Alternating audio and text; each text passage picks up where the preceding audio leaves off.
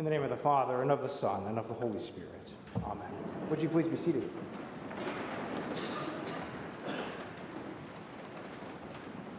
For those of you who have been here for some time, you'll notice that I am not Mother Morgan, as is listed in the bulletin there. Mother Morgan is sick, quite sick, and so I commend her to your prayers.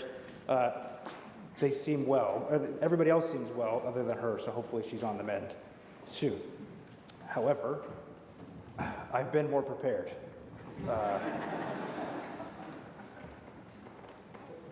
recently saw one of those, comic-style sort of commentaries on the state of things. They're artists that have pictured a common scene, and yet they describe a moment in interaction between two people that sort of say too much, or at least they're seeming to have an everyday conversation on the surface, and yet one person offers the honest truth to the question, how are you, that we really don't ever do. In this season, we are used to sort of saying, how's your Christmas? Did you have a good New Year? Is everybody well? Yeah, good, fine. But in this image, captured on a city that looked something to my mind like the city of New York, with big apartments and kind of, the city block crammed in, two people seem to have encountered each other, seemingly, at least it seemed to me, ready to have that kind of conversation, and yet one person offered a sort of grim but honest insight into how they were feeling. What the caption says is a quote from one person. That's all of that is just my interpretation. The only thing we see is this quote from this one person where he says something like, "The holidays were good, but now that all of the celebrations are over, I guess I'll just muddle through the next 3 months of gray and cold with nothing to look forward to." Of course, there's always something to look forward to, and the sun may in fact come out this week. But don't we know the feeling he's been describing? We're sort of at that point of winter where the cold is pointless. It's not festive anymore. We're at the point where we're really just counting down the days until maybe the groundhog will tell us of some hope. We're at that season where there's not much to look forward to, except a few years ago, I learned of another holiday that is still to come that we, I think, celebrate without even knowing it. It's coming up. It's known to happen on the second Friday of January every year. And as one of the people who is charged with your care in this place, I feel it is my duty to inform you so that you see it coming. Usually, I think we experience it and know it as a sort of past, but not see it coming. You see, this Friday evidently is known as Quitter's Day. It's Quitter's Day because research shows that by the second Friday in January, almost everybody has quit their New Year's resolution. I wonder if you've made one. I find that the easiest way to avoid Quitter's Day is simply to not make a resolution. You don't get counted in that particular statistic if you don't. You see, I'm more of a micro-resolutions kind of guy. I've committed this year to read at least 5 pages per day in the month of January, and so far so good, but check with me next Sunday. We've collectively in this season set about with a new way for our lives, haven't we? We've all sort of spent the last few days with the world looking for the new thing, looking for what might be possible in the year to come. On the 31st of December, it's like we all wait and look expectantly to what might be happening next. I wonder what it might be like if we did that every day and not just one day out of the year. I wonder what it might be like if we looked expectantly for the ways that God might be coming to us, not just one day out of the year. We might look for new ways to renew our own lives, not just one day out of the year. We all believe a little bit more in the possible this time of year. That this year might be the year we get it figured out, that this year our resolution will be this will be the right one. And this year is the way I'm going to do it. Today we hear a familiar story of the Magi, the wise folk, and Herod, who share a conversation about the newborn Jesus. It was the time of King Herod, and Jesus was born in Bethlehem, and these wise ones, these wise men, as we are told, although who knows, these wise folks, we are told, see a star in the sky, and they decide that that is the star that they are meant to follow, that they are going to go. It's a remarkable thing, even just there in that detail, that God would show up to them, that God would appear to them in the way that they could understand. You see, these were experts in reading the stars. These were people who were trained in that. This was their way of faith, if you will, for seeing the world, and God shows up to them. And somehow to them, this star shows them another way. Don't you wonder about all of the other stars in the sky that night?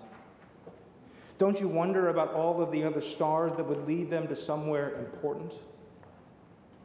That would lead them to the right place? That would lead them to the expected place?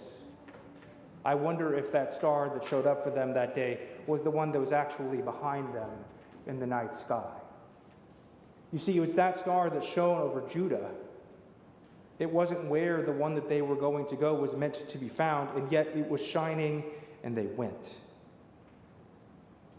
As soon as they arrive, Herod, the not just literal king of the day, but the metaphorical, the sort of thematic symbol of power and status and empire, is immediately frightened.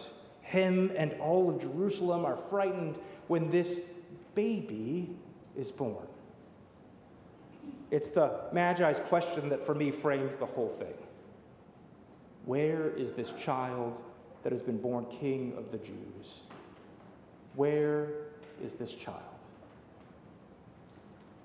Where is this child might be a good question to ponder every day of our lives. Where is this child who has been born King of the Jews? One who might be hard to see because everything else is shining, because any and every other thing claims to be a king too. It's hard to find this newborn king when it doesn't look like any other king that we're used to seeing. The signs that point our way on that way can start to run together. They can start to be quite tempting, and they can start to lead us on the way that we ought not to go. But if we are holding out before us that question, where is this child? We will always find our way back. I mentioned this before, but the Magi are not exactly the most predictable people to come to Jesus.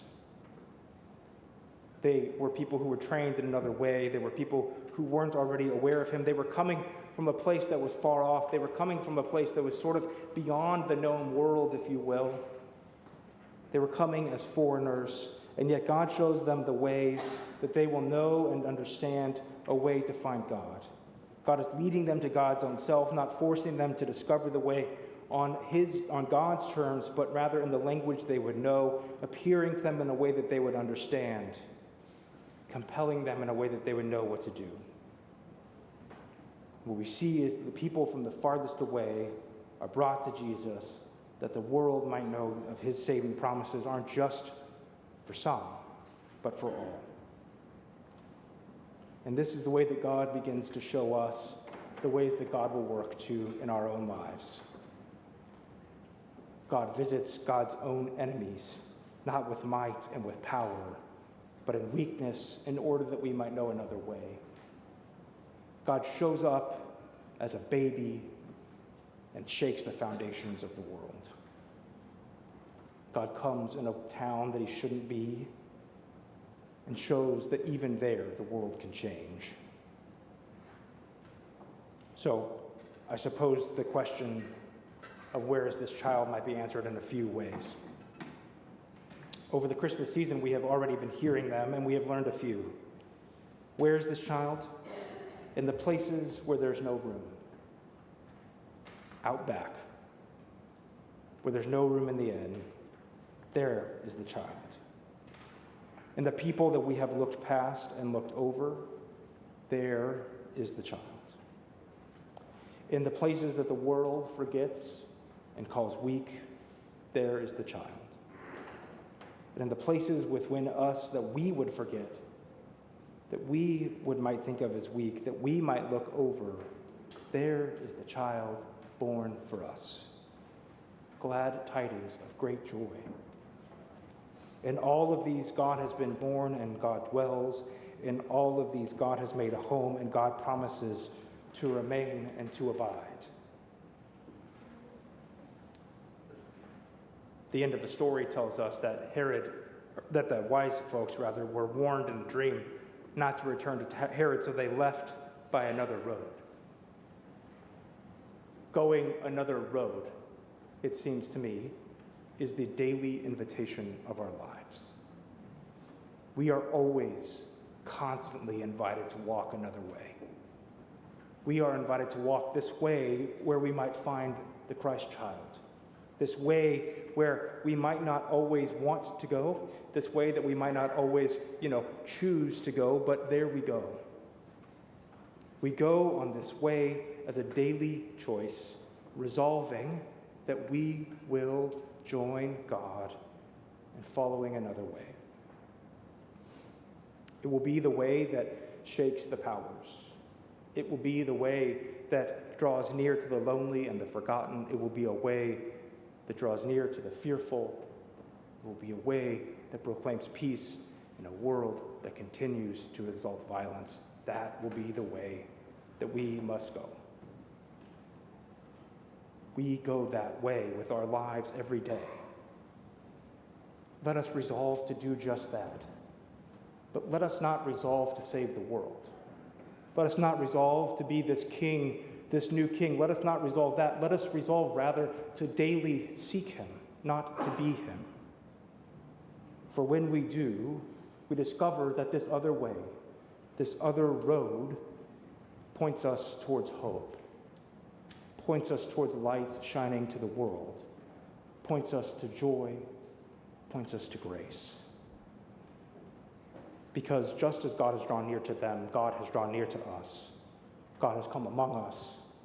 God has been born among us. And God is with us.